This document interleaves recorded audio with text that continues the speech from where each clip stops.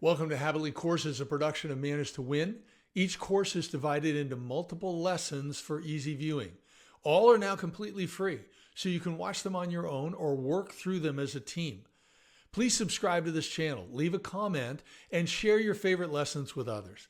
Try to find something that helps you be your best. Welcome to our 8th lesson on solving, not selling. The focus of this lesson, which is titled Problem and Presentation, is the behavioral preferences of service technicians as they find problems and then present information about the issues and how to solve them. These lessons are designed to strengthen your ability to solve problems and not worry about selling. Service techs and sales professionals should have strong relational soft skills, enabling you to get along with a wide variety of people. One difference from salespeople is techs are typically more reserved and hesitant to ask for something. Soft skills are habits that your brain and soul develop based on your knowledge and the positives and negatives of your life experience. These habits or behaviors affect how you relate to others. Behavioral soft skills are people skills, in contrast to your technical hard skills. Think about it. Behaviors occur when we're triggered by external or internal stimuli. Behaviors are how we do things. I like to say there's two flavors of behaviors. One is on your left. It's intentional, conscious responses. And two are unintentional, subconscious reactions.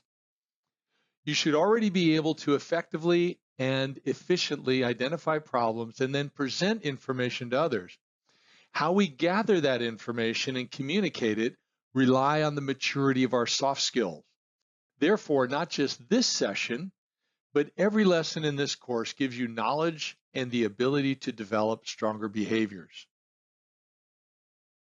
To help you achieve professional excellence, this lesson teaches you to better comprehend your most intense behaviors and those of others based on the DISC behavioral language. That's DISC.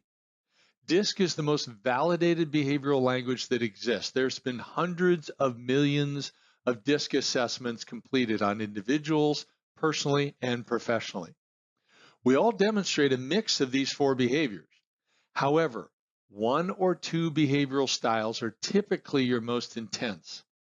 These 1 to 2 behavioral styles should describe you well, even if you don't feel all of an assessment's descriptions of the behavior totally apply to you. On your screen is an example of a behavioral profile from one of our assessments. On the right is a person's natural style. This is how they behave outside of work, or if they get under a lot of pressure at work, they'll naturally revert to this style. On the left is how they try to adapt their behaviors to the job. It's a 100-point scale. There's no good or bad or right or wrong. People are just different. And some behaviors are better for certain positions than others. Ideally, I'd like you to memorize what the D, I, S, and C of DISC means. This helps you apply what you're learning in this course to enjoy stronger, more professional relationships and make it easier for you to discuss uncomfortable topics. Behaviors are powerful. Therefore, we talk about them in this lesson and the next 2 lessons. Then, in lesson 11, which is titled Win-Win-Win, we discuss motivators and driving forces, which actually drive your behaviors. So they're really important to know. On your screen are 2 pages from our triple perspective assessment. It looks at behaviors, driving forces, and competencies, which we also refer to as soft skills. And these particular pages explain a person's maturity in 25 different soft skills or competencies. The left example is simply the person's scores on a 100-point scale. The right graph compares the person's maturity in those 25 soft skills to the average scores of everyone who's taken the assessment. Competencies or soft skills are how we live out our most intense behaviors and motivators. Here are 7 foundational steps for you to successfully develop better habits and behaviors that improve your career. First, I want to encourage you to complement your how and why. You do this by assessing your entire team to confirm their behavioral strengths and weaknesses. The DISC is how they do things. At the same time, test their most intense motivators or driving forces, which is PIAV, or why they do things. Please do not just do DISC assessments. It's an incomplete picture of people because you must understand the why of their driving forces that's motivating the how of their behaviors. Our triple perspective assessment is one option that also evaluates the maturity of a person's 25 soft skills or competencies. When you add this third component, the assessment actually blends the behaviors, motivators, and soft skills to maximize the accuracy of the person's report. Number 2, increase strengths. Do this by applying what you learn in this course to develop one of your strengths identified in the assessment report of your behaviors and driving forces. You don't have to do an assessment, but the assessments help you do this more accurately. Also, don't fly solo. Work with others for mutual accountability and encouragement. Number 3, I want you to whack weaknesses. We all have weaknesses to address. However, in general, don't try to make a weakness a strength. Choose a weakness identified in your behavioral profile or a driving force that's somewhat strong, but could be much stronger. This is typically one of your 4 most intense driving forces. Whack its weakness by developing a new, more powerful habit to improve it. This habit improves the behavior, or it better connects a lackluster driving force to work that's more deeply meaningful to you. Again, do this work with others for mutual accountability and encouragement. Number 4, I want you to increase awareness. Stop expecting other people to behave like you and be motivated just as you are. Apply what you know about yourself to better understand them. What are their most intense behaviors? What's driving them? Don't consider just what appears on the surface to motivate them, but what actually might be their deeper, more intense motivators. This might take some time, but it's worth it. Confirm their most intense behaviors and motivators through observation or discussion. Then adapt how you work with them based on your conclusions. Number 5, be more empathetic.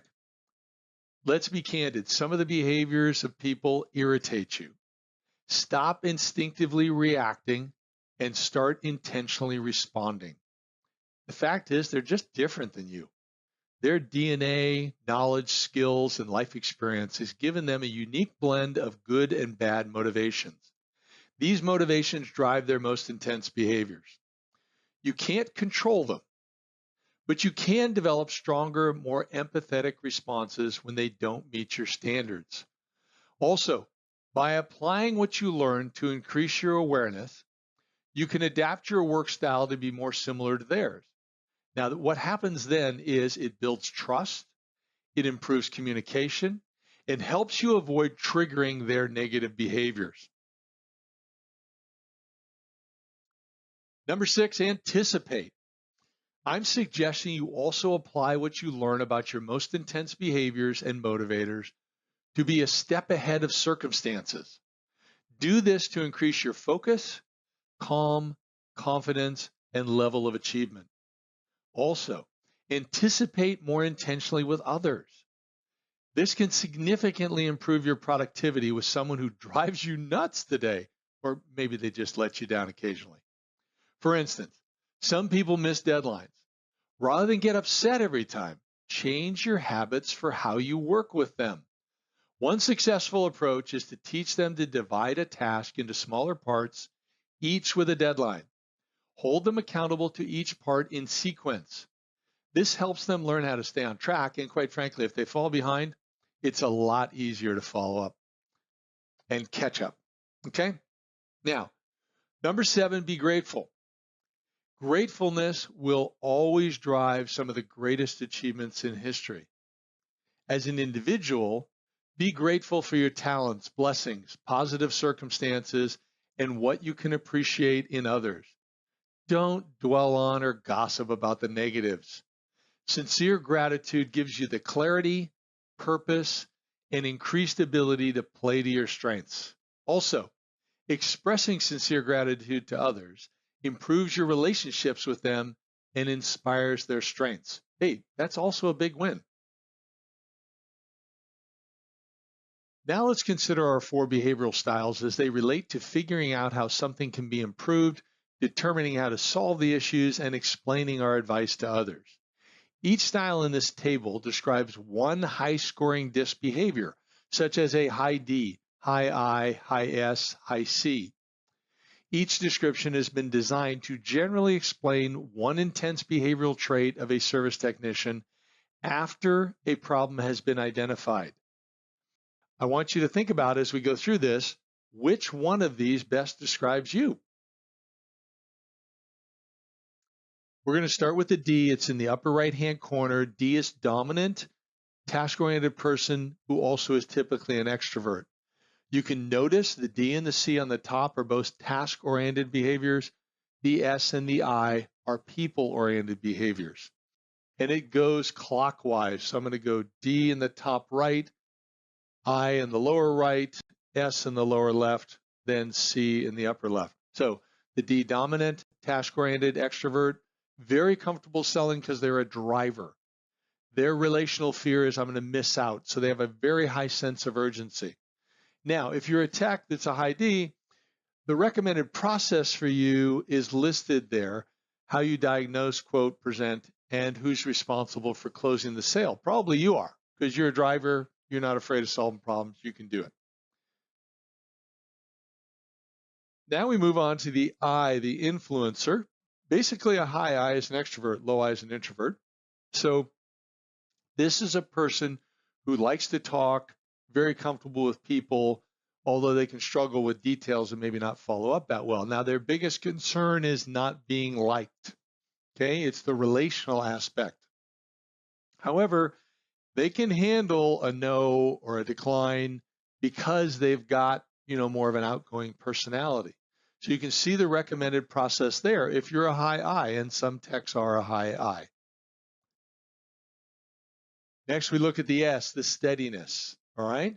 Now, we've dropped down here. We're in the people-oriented area, but we've also shifted to an introvert. The D and the I on the right-hand side were extroverts, okay? The C and the S are introverts. So this person is very uncomfortable with confrontation. They don't like risk.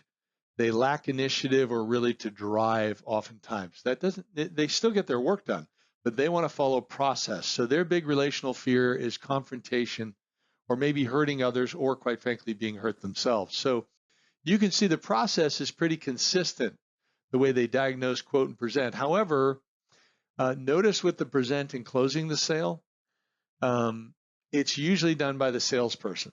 An S can create a quote, but really what happens is the S is going to be good at following process and identifying an issue and then turning it over to a salesperson to drive the process from there.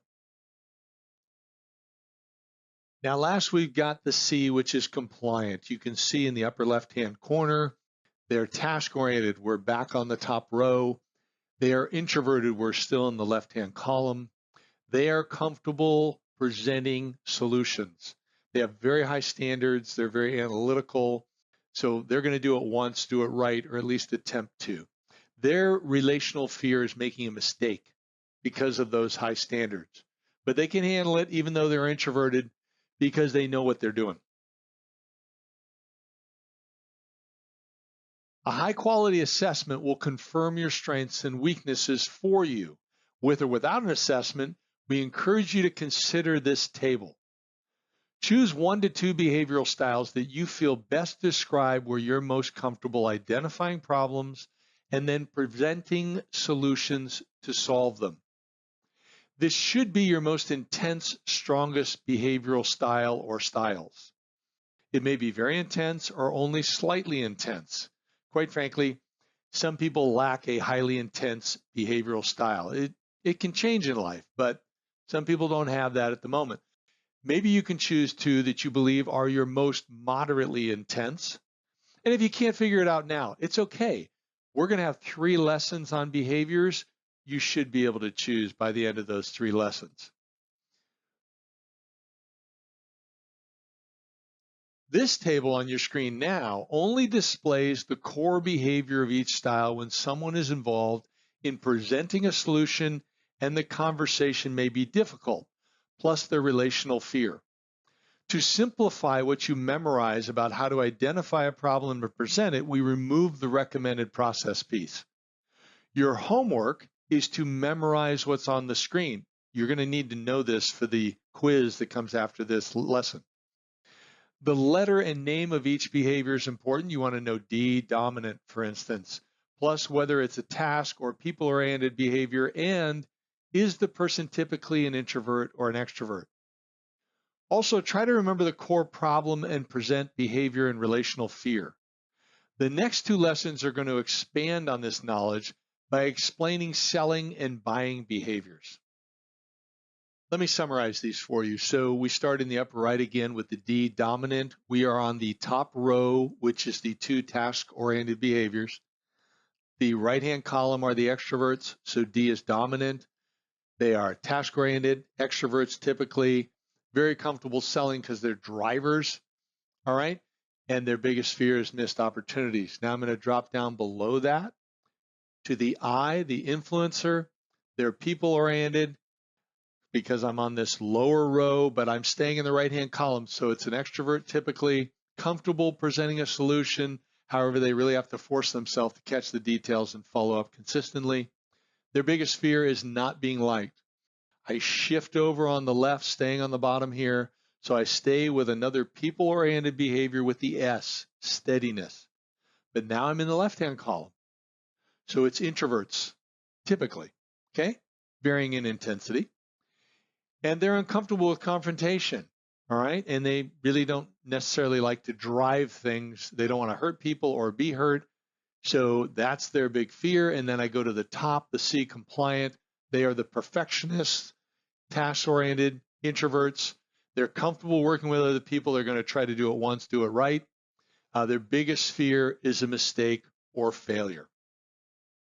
I want you to try to memorize what's on this screen right here. As you continue through this course, strive to increase your emotional intelligence, or EQ. Dictionary.com describes EQ as the capacity to be aware of, control, and express one's emotions, and to handle interpersonal relationships judiciously and empathetically. The better you understand yourself, the more you can focus your time on what you do best and enjoy your career. You'll also be more comfortable and productive working with others. Therefore, continue to expand and apply your behavioral superpowers as you move forward. This concludes our 8th lesson on solving, not selling. We discussed 4 behavioral styles. Everyone, including service technicians, generally fits into one of these 4 styles. We encourage you to memorize the style that best describes you, but don't stop there. Next, work to develop your behavioral strengths and learn new habits to overcome any weaknesses. This enables you to communicate more comfortably with others, personally and professionally, even when it's a difficult topic. Remember, knowledge has incredible value when it's applied, so don't wait. Start now. Please pass the exam below to complete this lesson and then proceed to lesson number 9. The next lesson discusses the common behavioral profiles of people when they're selling or trying to convince someone of something. Most service techs don't consider themselves salespeople, but I've got news for you. Everybody sells. Thank you.